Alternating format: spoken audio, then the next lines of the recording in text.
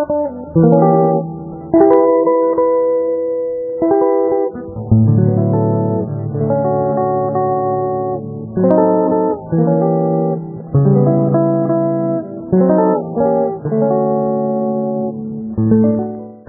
pemirsa, teman-teman sebangsa dan setanah air, kembali berjumpa dengan saya, Sugeng Saryadi, dalam acara Forum Sugeng Saryadi bersama QTV yang merupakan acara tiap minggu pada hari-hari biasa disiarkan jam 10 malam dan pada waktu siang jam 12 siang.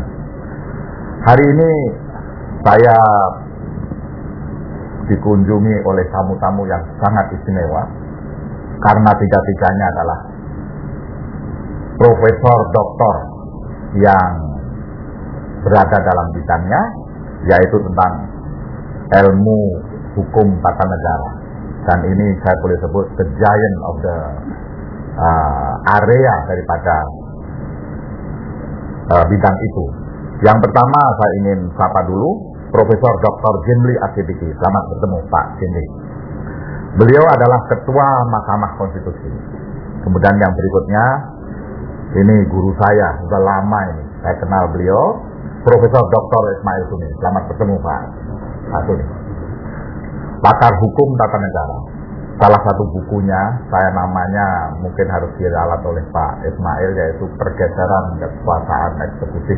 Itu ketika saya masih mahasiswa, itu kitab suci, begitu ya Pak Ismail ya. Kemudian yang berikutnya yang selalu saya kagumi, yaitu Profesor Dr. Harun Arafif. Selamat bertemu Pak Harun.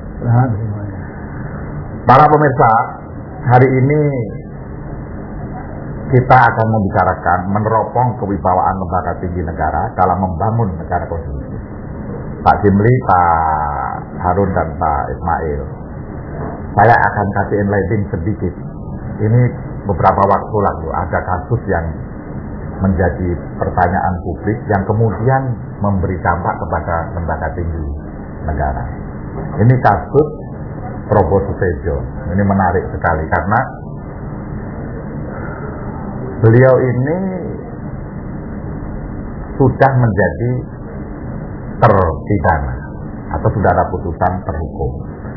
Tidak tahu motifnya di belakang apa, kita tidak usah membahas itu. Tapi yang terjadi kemudian tiba-tiba beralihlah bahwa Mahkamah Agung kita sebagai salah satu lembaga tinggi itu tersuap. Nah ini kasusnya kemudian menjadi sampai kemudian KPK itu menggeledah Mahkamah Agung. Sekarang persoalannya itu nanti kasus lain. Hari ini dengan Bapak sekalian saya ingin mendapat jawaban barangkali dari Pak Harun dulu ya. Pak Harun dulu ya. Ini lembaga tinggi negara itu dalam konstitusi kita Undang-Undang Dasar 45 yang sesudah 4 kali diubah oleh MPR. Lembaga tinggi itu tolong dijelaskan pada umum Pak Harun. Sebenarnya dalam hukumnya tidak ada istilah lembaga tinggi itu.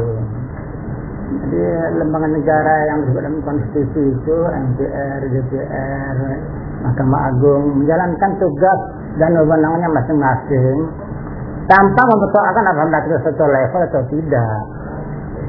Itu juga ada penyebutan lembaga tinggi. Zaman Pak Harto itu yang disebut lembaga tinggi, yang lain itu presiden, DPR itu satu level, Mahkamah Agung sama-sama lembaga tinggi.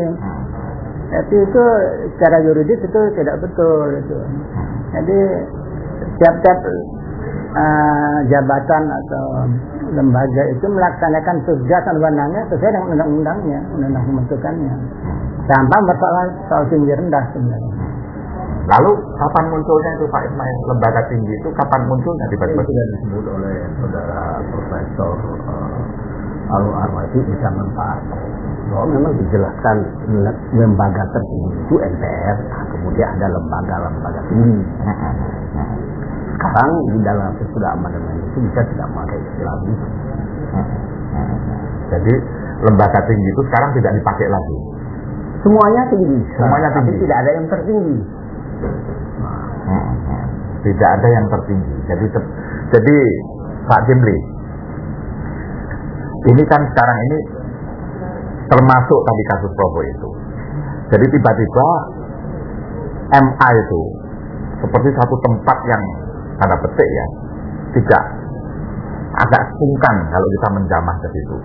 Ya kan, karena ini dianggap sebagai lembaga tinggi negara. Itu yang intinya itu Pak. Jadi kalau Pak Jimli kalau memang tidak ada lembaga tinggi, jadi MA ini ya biasa saja gitu. Artinya kalau memang ada masalah ya didatangi saja, seperti juga lembaga apapun dalam konstitusi kita, Pak Jimli.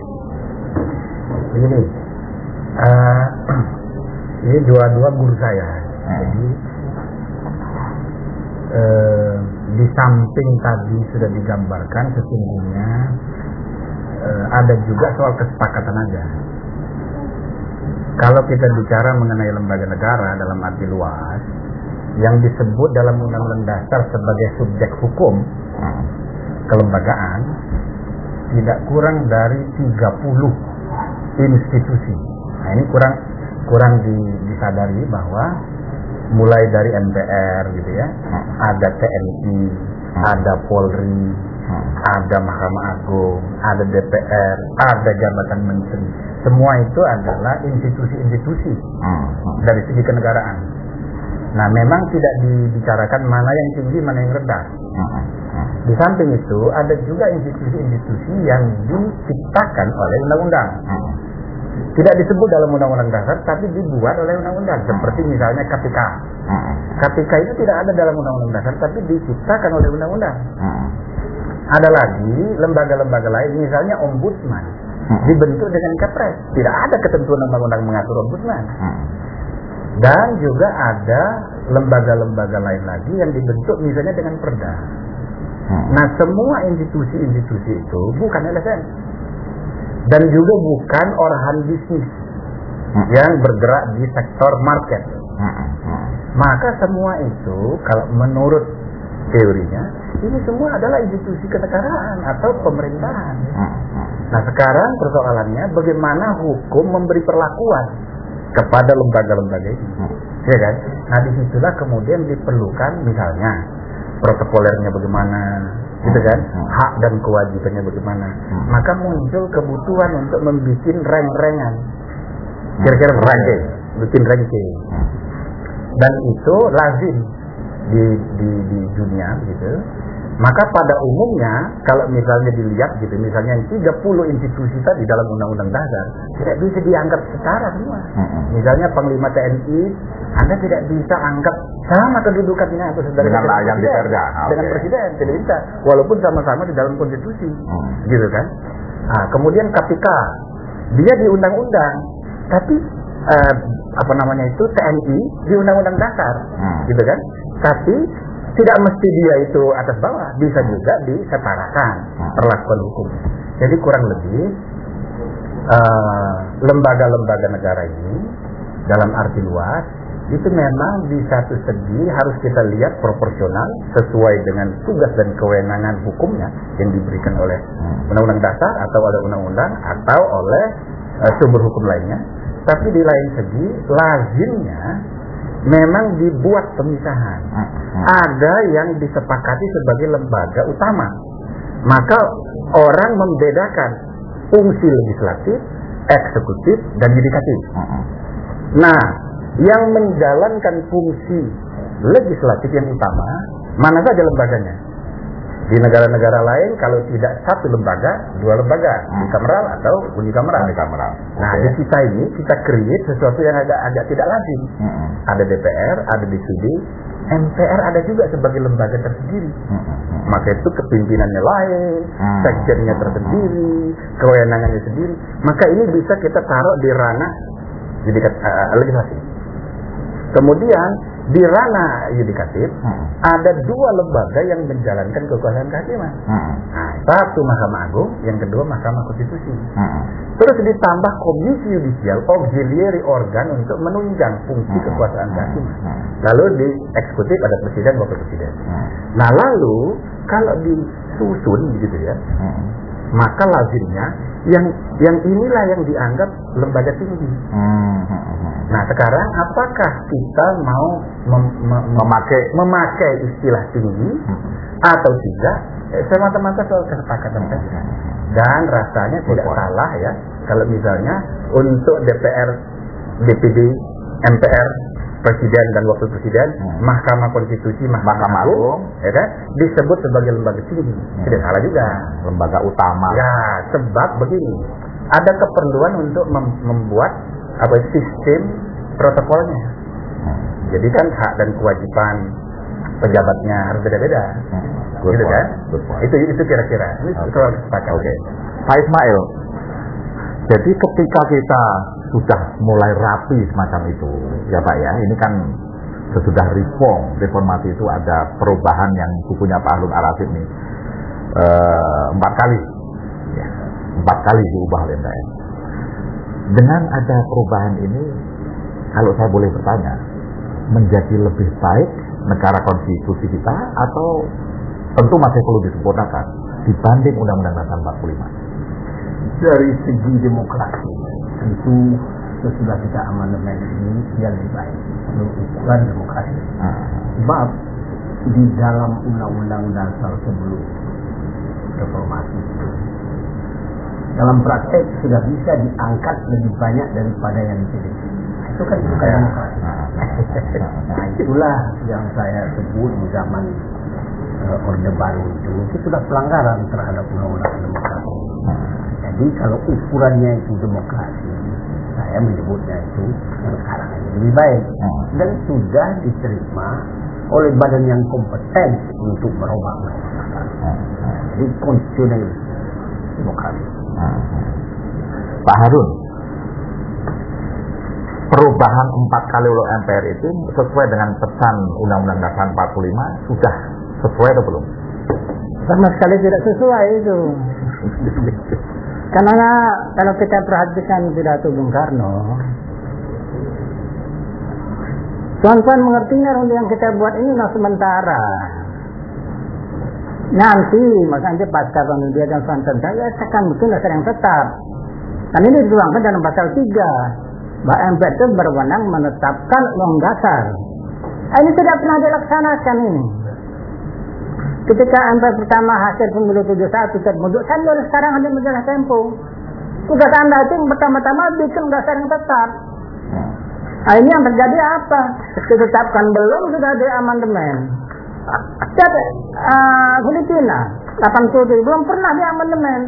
Nah, amandemen itu pada hasilnya tidak bisa diprediksi itu. Jadi ini sudah salah kaprah ini amandemen 4 ini. Ada keempat, ada yang kelima. Kalau Amerika sudah 27. Jadi mulainya dari mana sebetulnya? Ya salah pengertian. Ini karena mereka mensakralkan memberhalakan 45 ini. Itu titipkan RS itu. Jadi kita jangan gebrus ini. Kita bikin amandemen saja. Jadi ini bukan tinjauan yuridis. Idealnya kira-kira maksud Pak Harun bikin undang-undang dasar baru sama sekali. Namanya pun nama baru. Oh begitu. Coba yuk silahkan. Agak sama dengan ya. Mari kita serahkan kepada umum ya. Saya mengerti betul apa yang dikehendaki oleh saudara Profesor Harun Ar-Rasyid itu. Saya ditetapkan lebih dulu. Di dalam kenegaraan ini tidak sama dijalankan begitu, tapi secara filosofis. Secara diam-diam itu sudah ditetapkan. Karena namanya tetapkan MPR. Jadi kerja yang kata Harun, dia mesti ada menetapkan dulu, sudah itu baru dirubah. Dia nggak bisa membantah dalil bahwa itu sudah dijanjikan akan dirubah. Pak No itu kan kayak gitu juga dalam disertasi saya kan. Jadi kita sudah menjalankan, sudah kita tetapkan dan sudah berlaku berpuluh-puluh tahun, ya. Kemudian baru kita amandemenkan.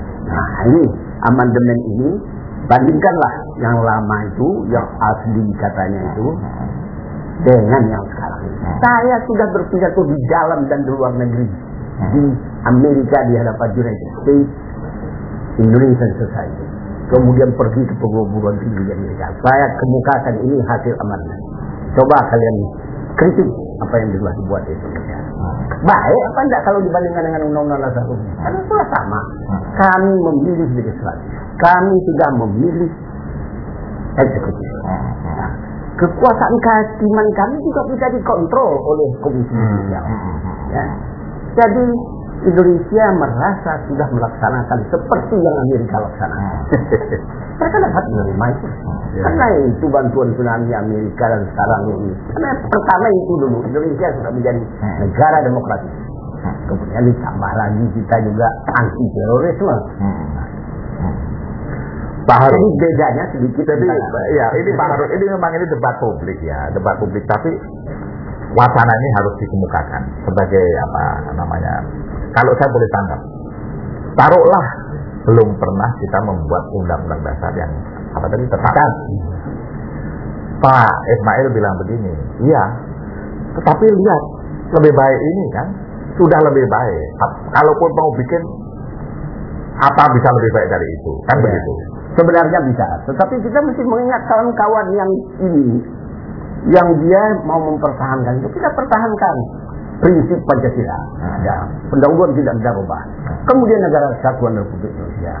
Itu sebenarnya bisa juga dirubah, tetapi kita juga memikirkan janganlah total. Dan itu diterima oleh rakyat kita. Perjuangan kita terhadap Pancasila sampai hari ini, sampai perjuangan kita mengenai negara kesatuan kita tetap dengan. Tetapi tidak berarti bahwa boleh terus semacam yang disebut itu, sehingga presiden ini dipilih hanya 40%, 60% diangkat. Itu tidak bisa, itu tidak demokrasi. Pak Jimli, tapi ada beberapa hal yang tadi Anda sebut lembaga-lembaga yang utama itu ya, seperti yang dipilih ini, yang dipilih langsung sebetulnya kan malahan DPD. Tapi ini belum selesai. Belum selesai. Pak Harun, saya nggak mau ke sana.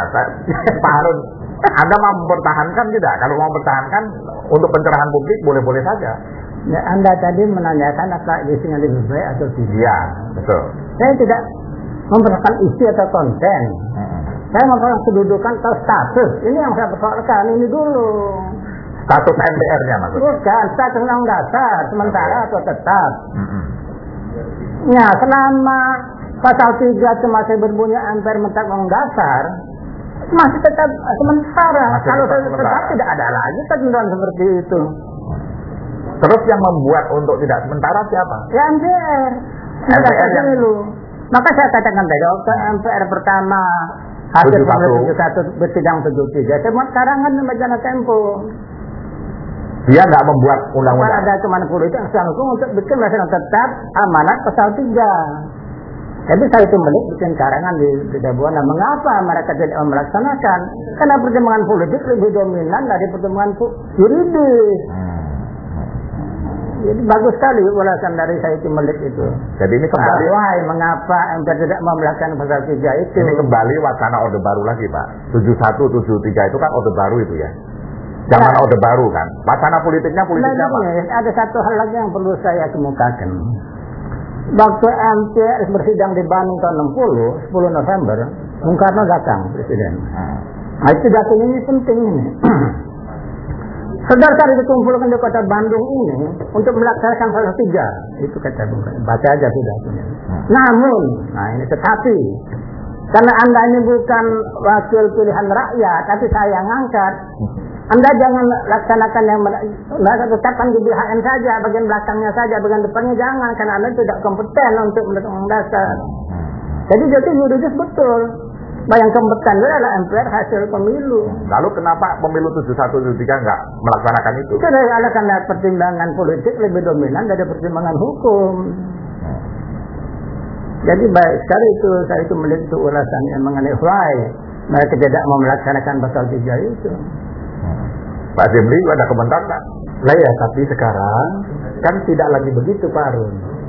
Perubahan Undang-Undang Dasar sudah 4 kali dan perubahan terakhir dikatakan MPR hasil pemilihan umum menetapkan, ya kan, bahwa dengan perubahan Undang-Undang Dasar yang keempat ini, maka Undang-Undang Dasar Negara Republik Indonesia tahun 1945 terdiri atas pembukaan dan pasal-pasal yang dipelajari itu original intentnya yang disepakati ialah 4 perubahan ini bukan 4 perubahan tapi 4 tahap satu rangkaian perubahan. Nah, jadi tatkala MPR sudah menetapkan Ini MPR yang terakhir. MPR dipilih oleh rakyat. Okay. Maka status undang-undang dasar sudah selesai persoalan yuridis itu. Dan yang kedua, memang ini adalah akhirnya ya, ini kan produk konsensus maksimal, konsensus politik maksimal. Tidak ada undang-undang dasar yang memuaskan semua orang, pasti tidak ada. Ini kan maksimal. Tapi dikonstruksi sebagai kontrak sosial. Maksudnya ialah bahwa ini kesepakatan semua orang. Nah, tapi kalau kita lihat dari segian, tidak ada pula undang-undang dasar di dunia ini yang sempurna. Kebetulan saya lagi membuat pengantar untuk kompilasi undang-undang dasar 200 negara. Saya pelajari, tidak satu pun konstitusi di dunia yang sempurna. Termasuk konstitusi Amerika sekarang, produk 250 tahun yang lalu. Banyak kelemahannya dari segi formulasi. Tapi inilah hasil kesepakatan politik, gitu loh. Nah, tinggal sekarang undang-undang dasar yang tidak sempurna itu kita jalankan, ya kan? Nah, kata KCWR ada 3 cara menyempurnakan konstitusi. Pertama dengan cara strict amendment, yang kedua dengan cara judicial interpretation, artinya interpretasi hakim, dan dalam hal ini Mahkamah Konstitusi. Dan yang ketiga ialah Constitution Convention, konvensi kita tenang dalam praktek. Jadi saya rasa sudahlah, kita tidak usah lagi mempersoalkan sempurna tidak sempurnanya ini, tapi ini kita jalankan. Dan yang jauh lebih utama lagi menurut saya ialah bagaimana konstitusi yang sudah mengikat kita ini, ya kan? Ya kita ikhlas terima. Persoalannya tidak lagi sekarang setuju dan tidak setuju. Sebab masih banyak kelompok sekarang ini ekstrim menolak, ya kan? Ekstrim menginginkan undang-undang dasar baru sama sekali. Ekstrim tidak setuju perubahan sama sekali. Dan ini masih terpelihara sampai hari ini. Itu dia semacam ini. Dan saya rasa sudah 7 tahun kita menjalankan perubahan ini. Saya rasa kita harus membangun persepsi kolektif yang lebih maju ke depan. Jadi jangan lagi memelihara setuju dan tidak setuju. Kita berjalan apa yang sudah disepakati. Ketika keputusan belum jatuh, kita berdebat, kita berjuang, kita berargu, argumentasi, ikut serta dalam pertarungan ini. Saya begitu sudah putus, ya sudah kita terima. Banyak nyawa Pak. Kita mengerjakan yang lain lagi. Masih banyak urusan. Oke, sekarang saya mencoba menjadi tuan rumah yang adil. Karena ini wacana. Ya. Kan Pak Jemli, Pak Ismail mengatakan MPR yang tadi disebut oleh Pak Harun itu yang pidato Soekarno dulu, karena kamu belum dipilih. Ya, MPR yang tahun berapa dipilih itu? Itu ya, yang ini, yang sekarang ini masuk dalam kategori 99 itu yang membuat amandemen ini sah nggak? Soalnya bukan tidak konvensional. Yang diperintahkan untuk dukung dasar yang tetap, yang dilakukan malah amandemen. Ini yang jadi saya tidak masalah isu baik atau tidak, tapi statusnya itu. Selama pasal 3 itu masih berbunyi ambil menetapkan, enggak, saya sementara. Jadi kalau sudah sementara tidak ada lagi MPR harus menetapkan. Jadi Pak Jemli, jadi MPR yang tadi membuat amandemen itu seharusnya membuat undang-undang dasar, begitu ya? Yang diminta begitu. Ini saya tulis di sini, antar saya.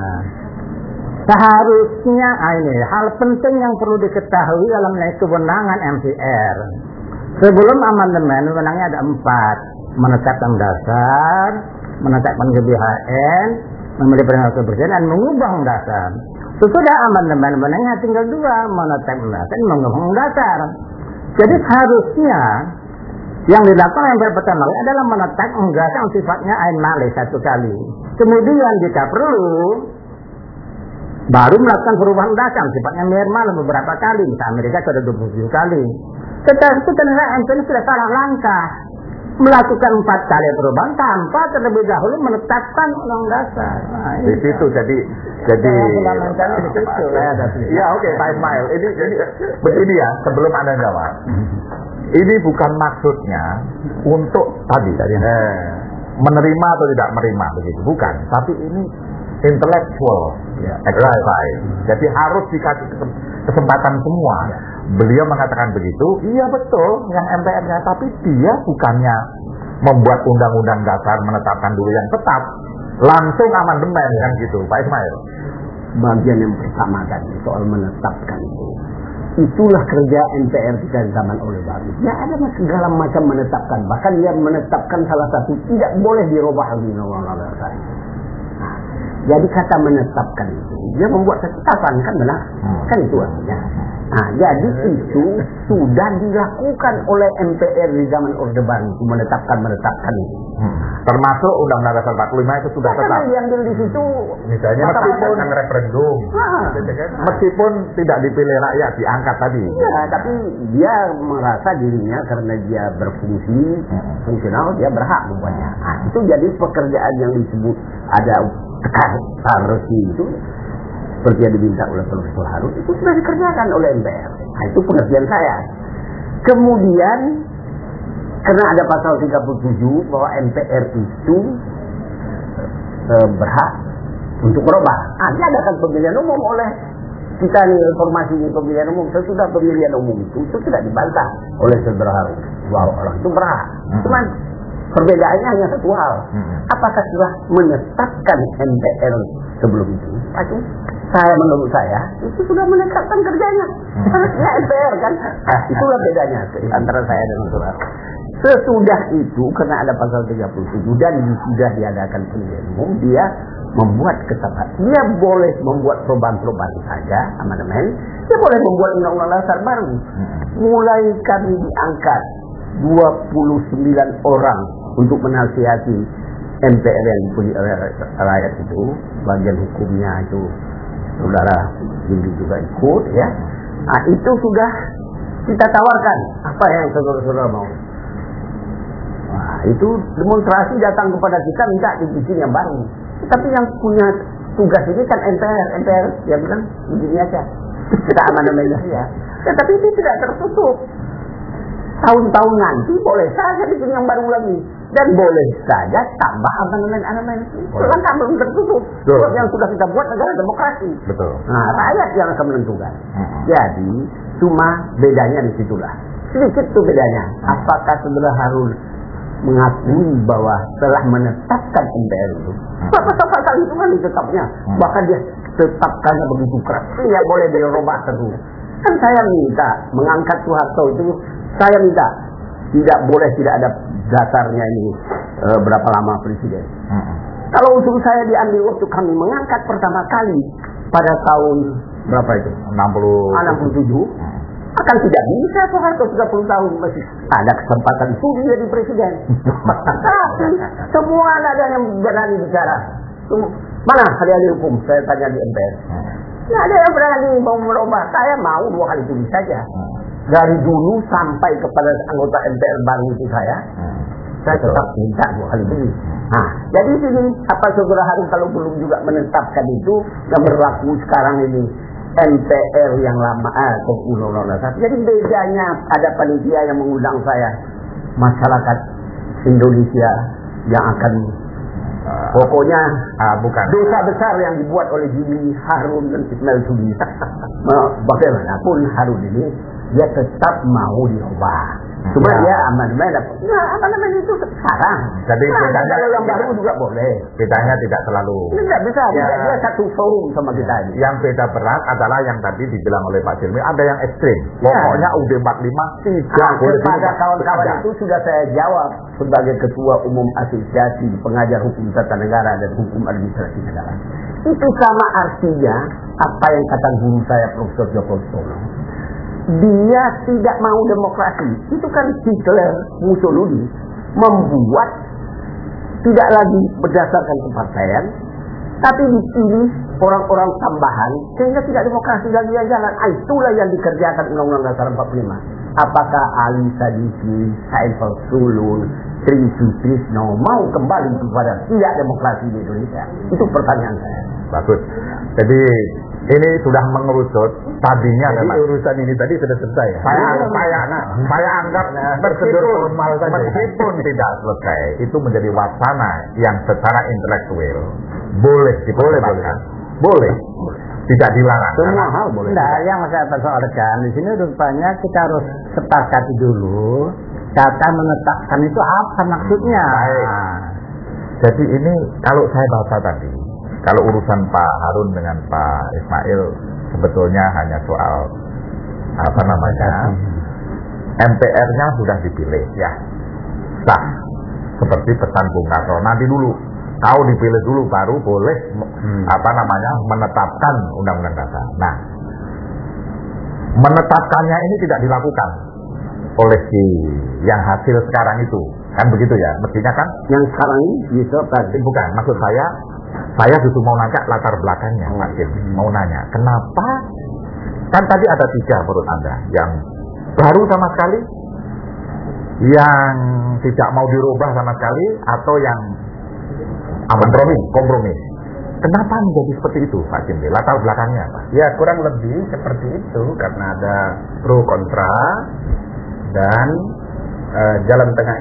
Jadi misalnya ya apa yang dipersoalkan Profesor Harun itu jelas bahwa sebetulnya di samping soal prosedur formal juga formatnya itu menurut desain undang-undang dasar kita yang asli harus dibentuk undang-undang dasar baru sama sekali. Satu naskah komprehensif, naskah undang-undang dasar baru. Itu mandatnya, perintahnya yang diatur dalam undang-undang dasar asli. Tapi karena itu pertarungan gagasan yang begitu keras antara ide konstitusi baru, ide Tidak boleh berubah sama sekali, maka diambil jalan tengah. Jalan tengahnya ialah kita melakukan perubahan dengan prosedur seperti tradisi Amerika, yaitu dengan membuat naskah amandemen terpisah yang menjadi lampiran saja. Nah, ini yang kita pilih sekarang ini. Nah, dengan demikian maka naskah asli masih ada terpelihara, cuma ditempelin lampiran 1, 2, amandemen itu. Sehingga naskah resmi undang-undang dasar kita sekarang yang resmi berlaku ada 5 naskah diceklek jadi 1. Itu yang benar. Jadi bukan naskah yang pakai bintang-bintang dijadikan consolidated text jadi 1, itu bukan itu yang resmi. Itu untuk memudahkan membaca saja. Nah, dengan cara demikian maka terpelihara gitu loh. Yang tolong diulang Pak. Jadi terpelihara yang Undang-Undang Dasar 45 itu ada amandemen, ada lampiran 1, lampiran 2, 3 dan seterusnya. Itu diceklek jadi 1. Dengan begitu ada orang bertanya kepada kalau gitu penjelasan sudah hilang. Tidak, penjelasan masih ada di naskah asli. Tapi di naskah perubahan tidak ada lagi. Dan ditutup pasal terakhir aturan tambahan dengan berlakunya undang perubahan keempat, maka naskah undang-undang dasar terdiri atas pembukaan dan pasal-pasal. Tapi naskah yang penjelasan masih ada, sekurang-kurangnya masih ada sebagai dokumen sejarah.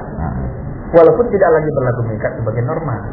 Nah, ini anunya, komprominya itu. Dan yang kedua, dengan cara ini maka paradigma asli ya, spirit proklamasi itu masih terpelihara.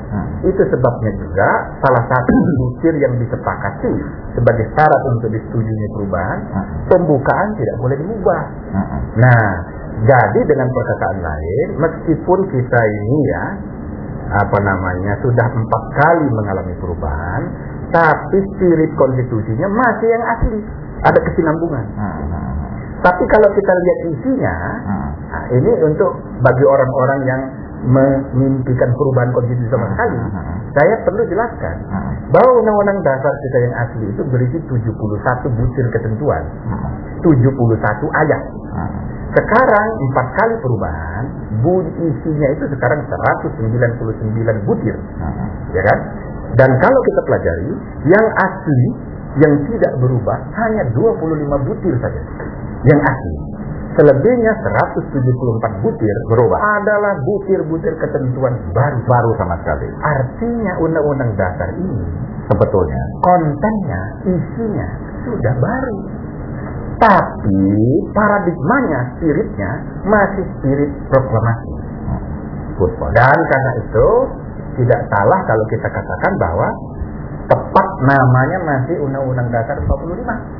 Karena memang bahan bakunya dari sana, spirit masih yang lama, tapi aspirasi baru sudah banyak sekali. Dan saya rasa inilah hal-hal yang harus kita sama-sama samakan persepsi. Ya, harus disosialisasikan, harus dimasyarakatkan. Dan saya cocok sekali dengan forum Q Channel ini yang dipimpin Mas Sugeng di forum kita hari ini.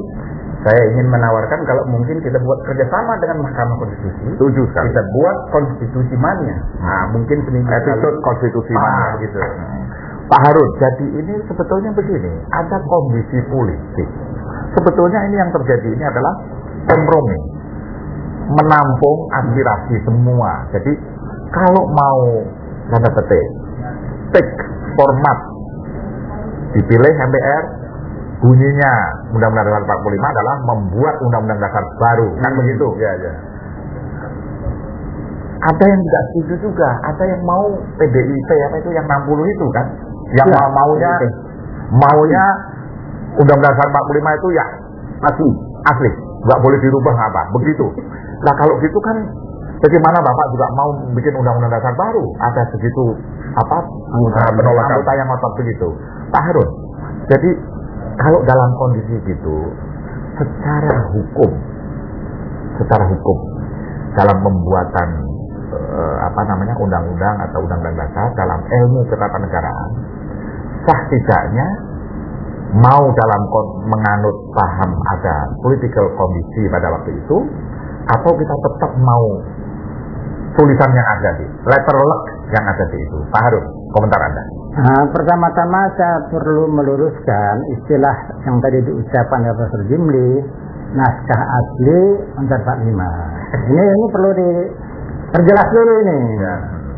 Saat saya berkunjung ke Amerika Serikat di Washington DC, saya pergi ke National Archives, Arsip Nasional. Begitu saya masuk, ada lemari kaca. Dalam lemari kaca itu disimpan naskah asli Undang-Undang Amerika Serikat. Yang tulisan tangan. Yang tulisan tangan. Ya. Yang tulisan tangan. Pertanyaan di Indonesia ada nggak naskah aslinya? Ada kan Arsip Nasional, Mbak? Enggak ada. Maka saya tulis ini di Banjarmasin, dipersoalkan waktu itu. Maka tulis karangan saya ini tidak ada naskah asli Undang-Undang 45. Tidak ada. Berarti mengenai istilah menetapkan. Tadi Pak Sugeng mengatakan istilah membuat. Bung Karno juga istilahnya membuat sebagai baca. Tuan-tuan semuanya tentu mengerti bahwa undang dasar yang kita buat sekarang ini, yang kita tetapkan, adalah undang dasar sementara. Kalau boleh saya mengatakan ini adalah undang dasar silat. Nanti, maksudnya peraturan yang kedua, kalau kita telah bernegara dalam suasana yang tenteram, kita tentu akan mengumpulkan Majelis Dewan Rakyat, masih MPR itu, yang membuat undang dasar yang lebih lengkap dan lebih sempurna. Jadi ini harapan expectation-nya, great expectation dari Bung Karno itu nantilah. Maka ini dituangkan dalam pasal 3 itu, MPR harus menetapkan dalam arti membuat undang dasar. Jadi Pak Ismail memang di dalam satu komunitas intelektual, hal-hal semacam ini ada, aliran mazhab itu ada. Jadi kalau naskah asli, ya harus asli betul. Tapi Republik ini kan tidak pernah mempunyai memang this is not a country yang menghargai arsip, arsip, urutan, sejarah saja kuranglah dalam soal itu. Barangkali tidak usah yang tahun 45. Super Semar saja yang asli susah dicari, tidak tahu di mana. Jadi ini barangkali begini, pertanyaan saya kepada Pak Ismail Tuning. Ya. Jadi memang kaum intelektual mazhab itu seperti itu, yaitu sangat idealis, itulah sempurna lah. Jadi kita mungkin ada sama dengan Amerika, substance yang berikutnya. Tapi dalam wacana yang memelihara founding fathers, dokumentasi, semua itu yang kita tidak punya.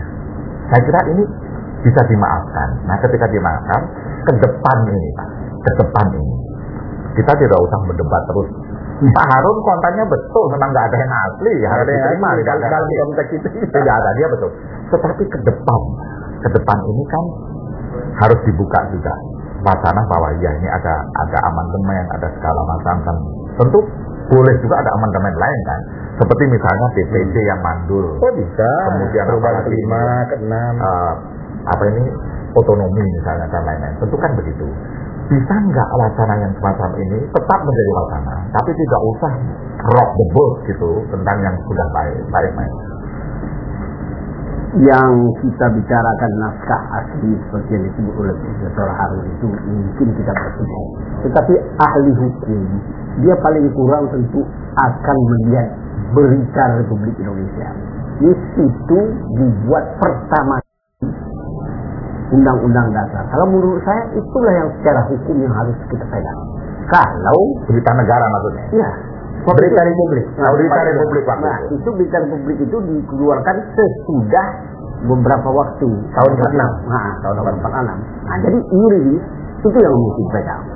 Nah, tapi kalau masih mau mencari apa yang disebut oleh Profesor Harun, itu barangkali masih memerlukan waktu. Tetapi secara Republik itu itulah lembaran negara pada waktu itu. Jadi tidak apa-apa tuh. Perbedaan-perbedaan yang demikian. Cuma kalau ukuran yang paling penting yang saya sebut tadi, konstitusional dan demokratis isinya. Konstitusional sudah benar ini. Demokratis. Dulu banyak yang diangkat, negara kita tidak mempunyai cap demokrasi. Sekarang banyak negara-negara mengakui bahwa negara demokrasi. Nah, jadi itu saja lagi kita itu yang mesti bersatu. Jadi kawan-kawan saya yang saya serukan, dia masih mau membuat yang asli itu kalau itu ya, itu akan tercipta negara diktator di Indonesia lagi. Ya, dia 30 tahun Pak. Baik.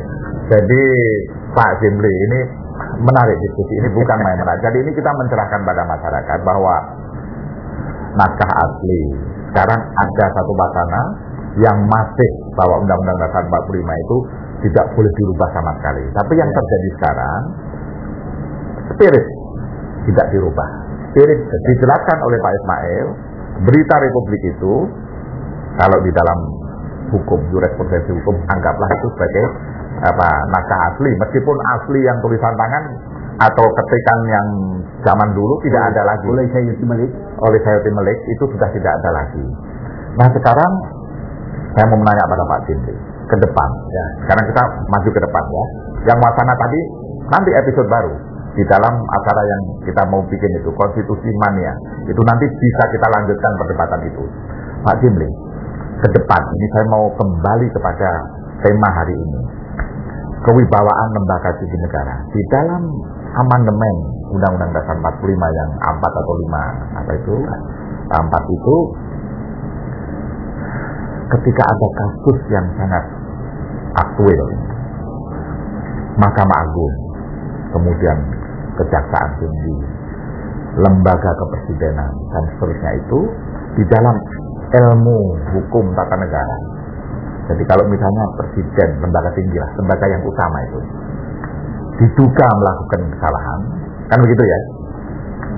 Kemudian sekarang yang non undang-undang dasar itu kan seperti KPK yang mempunyai kewenangan yang besar ini merupakan hal yang biasa, tidak ditabukan supaya ini dimengerti oleh umum. Jadi kalau ini datang ada pelaporan KPK kemudian menggeledah MA, pada satu saat mungkin menggeledah institusi TNI bisa saja kan, menggeledah institusi kepresidenan bisa saja. Tolong Pak Jimli dijelaskan kepada rakyat, nggak usah terlalu risau lah tentang itu, bahwa itu sesuatu yang normal ya, Pak Jimli. Beberapa hari yang lalu ada mantan Ketua Mahkamah Konstitusi Jerman berkunjung ke Mahkamah Konstitusi. Saya terima, saya undang beberapa ahli untuk bertukar pikiran dengan dia. Ada salah satu statement dia, karena dia juga membaca berita-berita tentang kita. Menurut dia, apa yang terjadi di kasus-kasus yang tadi disebut, misalnya ruangan Ketua Mahkamah Agung digeledah, itu adalah kasus yang sangat menarik karena baru pernah sekali inilah dalam sejarah umat manusia itu terjadi. Umat manusia. Oh, saya itu kan Boleh juga, itu bukan hanya negara modern, umat manusia. Umat manusia itu Sejak zaman Nabi Adam. Nah, namun saya rasa kita juga harus menyadari bahwa perubahan yang sedang berlangsung di negara kita ini banyak sekali institusi baru, banyak lembaga lama, ya, dan banyak perubahan-perubahan aturan yang seluruhnya ini belum mencapai titik keseimbangannya. Jadi masih mencari bentuk, masih mencari-cari semua, sehingga tidak sempurna semua institusi-institusi itu menjalankan tugasnya. Baik itu terjadi di lingkungan lembaga-lembaga yang sudah established maupun yang baru. Sebab perubahannya besar sekali. Misalnya saja MPR, dulu kan lembaga tertinggi, sekarang tidak lagi tertinggi, sama derajatnya dengan yang lain.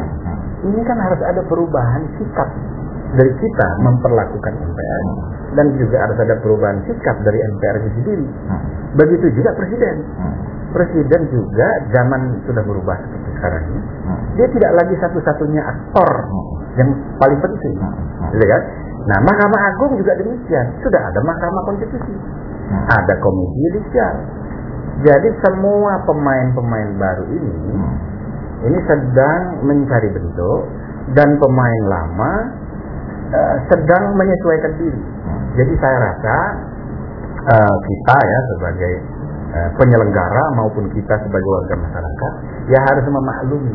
Tetapi semua pihak harus berusaha untuk menepati tuntutan-tuntutan perubahan. good point. Nah, konstitusi sudah membuat aturan, undang-undang sudah membuat aturan. Misalnya saja kemarin kami mengadakan sidang. Kami mengundang Mahkamah Agung, Komisi Yudisial, pemerintah, DPR. Mari bicara bagaimana mempersepsi tugas Anda masing-masing. Nah, ini belum selesai. Jadi ini saya rasa hal-hal yang perlu kita bagus. Jadi yang kemungkinan harus dikontrol Pak Ismail dan Pak Harun ya adalah dalam rangka tadi ada institusi baru yang sedang menyesuaikan. Ada di situ virus politis tanda petik. Ini yang harus dijaga, dan ini memang kewajiban publik. LSM, dialog-dialog semacam ini, kemudian dan sebagainya. Sebab kalau tidak, super body kayak KPK ini bisa saja menerobos, melakukan seperti virus itu. Bagaimana kontrolnya, Pak? Kontrol apa? Kontrol supaya tidak kemudian itu kena godaan, demand mind, ya toh. Ini kebetulan ini MA, dia mau menunjukkan dia lebih berperanan. Di umat manusia baru sekali soalnya MA itu dia digelajah. Ini kan menjadi apa betul seperti itu, Pak? Saya sebenarnya tidak setuju waktu Ketua Mahkamah Agung itu diperiksa itu. Demi martabat Mahkamah Agung itu sebenarnya. Itu benar, manusia belum pernah terjadi itu. Apalagi secara konstitusional nggak ada itu. KPK apa itu. Ya, jadi kita harus menghormatilah Mahkamah Agung itu sebagai institusi yang tertinggi di bidang yudikasi. Ya, Amerika mana berani orang menggeledah di Supreme Court Office itu. Jadi inilah hal yang saya rasa yang ya secara etis juga itu sudah tidak bisa diterima itu. Ya, apalagi yuridis itu. Ya, jadi banyak peraturan baru ini yang sebenarnya konstitusionalitasnya perlu dipertanyakan. Itu adalah kewenangan MK. Oke. Pak Ismail, saya sependapat dengan Saudara kalau dari kasusnya sendiri, terutama Ketua Mahkamah Agung, belum dapat saya nyatakan bahwa dia bersalah atau tersangka saja dia belum. Beda dengan dua hakim Mahkamah Agung, itu dapat kita lihat dia sudah memberi putusan. Apa putusan Ketua Mahkamah Agung kita belum tahu dari apa yang saya baca. good point. Belum bisa sejauh itu yang dilakukan. Yang menarik cuma ada ya, tambahan sedikit ya.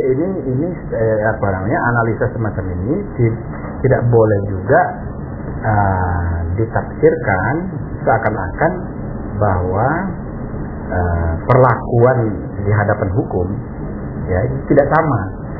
Ya, prinsipnya itu sangat equality before the law aja berlaku, harus berlaku ya. Nah, cuman yang jadi soal kita ialah bahwa termasuk si pejabatnya sendiri, katakan ketua Mahkamah Agung, itu juga harus memahami juga apa namanya itu kemarahan publik ini, ya kan? Jadi jangan sampai juga misalnya membiarkan dirinya masuk dalam satu situasi di mana dia harus dipanggil oleh presiden, misalnya begitu. Itu makin tidak apa lagi kan? Makin tidak unlawful, tidak konstitusional. Ya. Nah, jadi makin repot jadinya. Nah, tetapi di lain segi ini masyarakat pun harus dididik untuk rasional melihat persoalan hukum. Kita itu membenci kejahatan itu jangan dengan kebencian yang bagaimana begitu ya. Kan kejahatan itu harus diatasi, keadilan itu harus ditegakkan dengan rasionalitas. Kejahatan harus diberantas dengan rasionalitas, jangan dengan kebencian. Nah, kira-kira gitu. Betul. Kira-kira gitu. Jadi memang ini begini. Sebetulnya tidak ada. Kalau yang ini tidak ada perbedaan. Ya. Pak Jimli sendiri mengatakan sepanjang sejarah umat manusia tidak pernah itu yang itu bukan kata saya. Orang Jerman dari Jerman. Presiden Mahkamah Konstitusi. Jadi alasan Pak Ismail dengan Pak Harun sebetulnya itu alasan yang barangkali secara etis atau bijak. Mungkin ada cara lain. Ketika ada pelapor, yang notabene sekarang ini pelapor ini juga debatable gitu loh. Ya. Jadi ini masih dipertanyakan. Nah, di sini kehati-hatian lembaga tinggi negara, termasuk presiden, wakil presiden, ketua Mahkamah Agung. Jadi jangan panik dulu. Ya. Gitu. Ini yang kelihatan sebetulnya ini panik kita. Sehingga mengapa saya ambil judul ini, ada kepanikan sehingga lembaga tinggi itu, saya juga surprise bahwa ada Mr. Benda itu mengatakan sepanjang umat manusia belum pernah terjadi. Jadi kehati-hatian yang semacam ini yang mestinya harus kita lakukan. Yang terakhir, kita masih punya 4 menit. Ini lembaga tinggi, saya mau masuk kepada lembaga tinggi kepresidenan. Bung Karno dan Pak Harto. Ini zaman reformasi. Kalau memang sudah harus diselesaikan, kenapa Pak Jimli tidak pernah tuntas? Kenapa? Sejak Anda adalah hukum tata negara untuk mendidik. Tadi Anda menyebutkan nggak ada aslinya. Menyelesaikan ini saja tidak bisa, tidak mau atau kurang berani atau takut bayangan-bayangan sendiri. Pak Harun, komentar Anda. Itu ada istilah ekuh pakewuh kalau salah ya. Ewuh pakewuh. Jadi dulu MPT menyerahkan soal pengajuan Bung Karno itu apakah terlibat atau tidak, menyerahkan kepada Pak Harto. Ada itu kesimpulannya. Menyerahkan Pak Harto melalui perintah tentang Bung Karno itu. Kesaban MPR. Ya, tapi Pak Harto kan tidak pernah. Mikul dhuwur mendem jero. Artinya itu. Ya artinya ya menghormati yang baiknya, mengubur yang jeleknya. Iya. Nah, terus Di samping itu ada satu prinsip yang perlu diketahui oleh masyarakat. Prinsip ini berlaku di seluruh dunia, yaitu azas praduga tak bersalah, presumption of innocence. Jadi kita mempunyai seorang salah dia sudah korupsi itu, sudah diberi salah, mestinya itu azas praduga tak bersalah. Yang berang saja adalah hakim. Nah, jadi ini public opinion supaya diluruskan laku. Persis. Pak Ismail, jadi ini saya sudah menulis tentang hal itu. Akibat dari musibah uang tahun, musibah tidak percaya kan kita ini jelas ditentukan seperti Pak Soekarno begitu. Sebenarnya kesalahan politisnya sudah diselesaikan oleh MPR, dia diberhentikan. Kemudian di situ ada tegas dengan ketetapan mengenai pemberhentian dia itu bahwa mengenai kesalahan yang di bidang hukum itu kewajiban Soeharto untuk menyelesaikannya. Tapi Pak Harto tidak membawanya ke pengadilan seperti diperintahkan oleh Ketua MPR, tapi ditahannya seumur hidup. Soeharto. Begitu juga mengenai Soeharto, dia kan sebagai kita ketahui, dia berhenti. Itu kalau menurut susunan MPR pada waktu itu, kalau dia tidak minta berhenti, dia tidak bisa diberhentikan. Karena MPR yang berkuasa itu yang diangkatnya 60%, jadi yang dipilih rakyat cuma 40%, akan mempertahankan dia, politis, begitu. Jadi di situ jasa Soeharto, dia tidak menimbulkan perang saudara antara yang pro dan yang anti, dia tidak berhenti secara sepihak. Tetapi MPR sebenarnya, kalau saya pelajari, masih mungkin mengadakan sidang apakah politis dia sudah berhenti karena dia tidak berhenti. Tapi secara yuridis, tetap kesalahan-kesalahannya itu mesti diadili. Itu yang sekarang juga belum selesai. Tiga kasus mengenai Gus Dur itu dia membubarkan MPR, DPR, membubarkan Golkar yang sudah dibilang oleh Mahkamah Agung tidak bersalah. Ya, secara hukum dia itu politis baru dia diberhentikan MPR, tapi yuridis belum. Jadi suatu negara hukum itu mesti menyelesaikan ini secara hukum. Gus Dur ini juga dipersoalkan. Sebab dia belum diadili secara hukum. Itu pendapat saya. Jadi Pak Jimli, kita pasti punya dua menit. This is your closing remark. Jadi masih banyak masalah-masalah yang hanging. Ini harus kita selesaikan. Menyelesaikannya bisa secara bijak. Tadi Pak Ismail Sudi mengatakan, Pak Karno, cara menyelesaikannya mikul dhuwur mendem jero, itu bisa saja itu menjadi satu tradisi. Tetapi tidak boleh tradisi itu kalau kesalahannya besar. Seperti misalnya kasus Gus Dur, ini kan belum selesai sebetulnya kasusnya. Kemudian Pak Harto. Nah, saya dengar ini Golkar mau memberikan apa namanya? Penghargaan. Barangkali itu salah satu cara untuk menghapus luka-luka. Dulu waktu Megawati mestinya bisa dikerjakan ketika bapaknya mau direhabilit, mestinya bisa. Your closing remark. Ya, kita sebagai bangsa harus belajar menghargai masa lalu. Dan kita juga harus belajar menghargai jasa-jasa pendahulu. Dan saya rasa seluruh rakyat Indonesia itu ketika Clinton meresmikan perpustakaan, semua mantan presiden yang masih hidup bergandengan tangan, itu terharu melihat saya sebagai pribadi membandingkannya dengan mantan-mantan presiden kita yang bertemu pun tidak, gitu kan? Nah, jadi saya rasa ini harus jadi pelajaran, termasuk presiden sebelum yang sekarang juga tidak mau bertemu dengan presiden yang sekarang. Saya rasa ini harus sudah waktunya kita berpikir bahwa ya sudahlah, cara-cara yang lama ini kita harus tinggalkan. Kita sudah mempunyai konstitusi baru dalam tanda petik yang pengaturannya jelas. Bagaimana seorang presiden dipilih kalau dulu dan bagaimana kalau presiden dipilih sekarang. Sekarang ini dipilih langsung. Dulu tidak jelas bagaimana cara memberhentikannya di tengah jalan. Sekarang sudah sangat jelas. Presiden yang dipilih langsung oleh rakyat hanya boleh diberhentikan kalau dia mengundurkan diri, kalau dia meninggal, atau dia diberhentikan melalui prosedur hukum. Diberhentikan oleh MPR, tetapi sebelum dibawa ke MPR, DPR membawanya dulu ke Mahkamah Konstitusi, diadili secara hukum. Nah, jadi melalui prosedur ini sudah jelas bagaimana cara memberhentikan presiden, yaitu alasan untuk memberhentikan presiden cuma dua. Satu, pelanggaran hukum. Kedua, kalau dia berubah tidak memenuhi syarat lagi jadi presiden. Nah, kalau yang pertama dia melakukan pelanggaran hukum, dia suap, korupsi, melakukan tindak pidana berat lainnya atau perbuatan tercela. Dan ini harus dibuktikan secara hukum di Mahkamah Konstitusi. Very good. Jadi bagus Pak Ismail Suni, Pak Jimli dan Pak Harun, waktu juga yang membatasi kita. Tapi tadi statementnya Pak Ismail itu mengakhiri ketidak atau kerancuan, yaitu kalau ada dosa politik, kalau dia sudah kalah dalam politik, mestinya itu masalahnya selesai. Mestinya.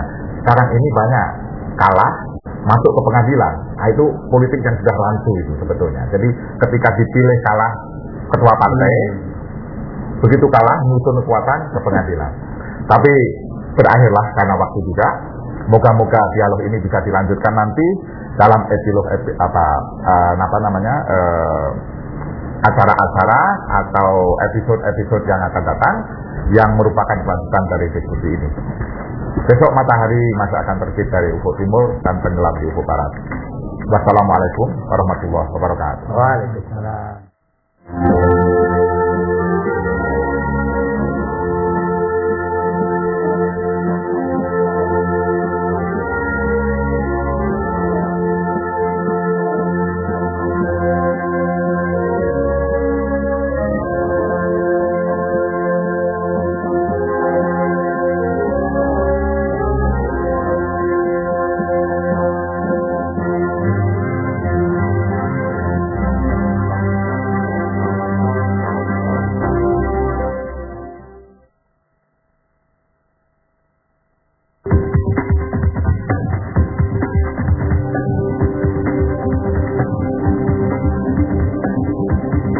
Learning from the best.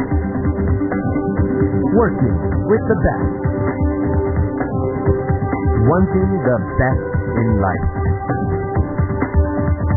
Isn't that what your world is all about? Watch, know, decide. QTV, the channel for decision makers.